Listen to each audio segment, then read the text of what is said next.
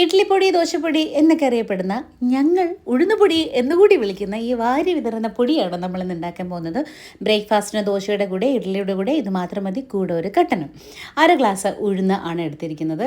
ഉഴുന്നിൻ്റെ അളവ് കൂടുതലായതുകൊണ്ടാവാം നമ്മളിതിന് ഉഴുന്നുപൊടി എന്ന് വിളിക്കുന്നത്.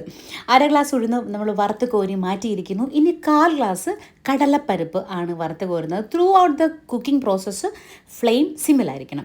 എഗെയിൻ 1/4 ഗ്ലാസ് അരിയാണ് എടുത്തിരിക്കുന്നത്. പച്ചരിയോ ചാക്കരിയോ ഏതരി വേണമെങ്കിലും നമുക്ക് എടുക്കാം. അരി മൂത്ത് നല്ല നിറം മാറി കറുമുറ ആയിട്ടുണ്ട്. ഇനി നമുക്ക് ഇതേ പാനിലേക്ക് ഉപ്പ്, കറിവേപ്പില, കായപ്പൊടി, മുളക്, ഈ 4 കാര്യങ്ങളും കൂടെ ഇടാം. ഞാനിവിടെ വളരെ കുറച്ച് മാത്രമേ മുളക് യൂസ് ചെയ്യുന്നുള്ളൂ. അതും കാശ്മീരി ചില്ലിയാണ്. എനിക്കൊരു കുഞ്ഞു വാക്യം കൂടെ കൊടുക്കാനുണ്ട്. അതുകൊണ്ടാണ് നിങ്ങൾ ചെയ്യുമ്പോൾ കുറച്ചും കൂടെ നമ്പർ ഓഫ് ചില്ലീസ് കൂട്ടാം. ഈ വറുത്ത് വെച്ചിരിക്കുന്ന സാധനങ്ങൾ ഒന്ന് തണുത്താറിക്കഴിഞ്ഞാൽ നമുക്ക് പൊടിച്ചെടുത്താൽ നമ്മുടെ ഇഡ്ലിപ്പൊടി, നമ്മുടെ സ്വന്തം ഉഴുന്നുപൊടി ആയിക്കഴിഞ്ഞു കേട്ടോ.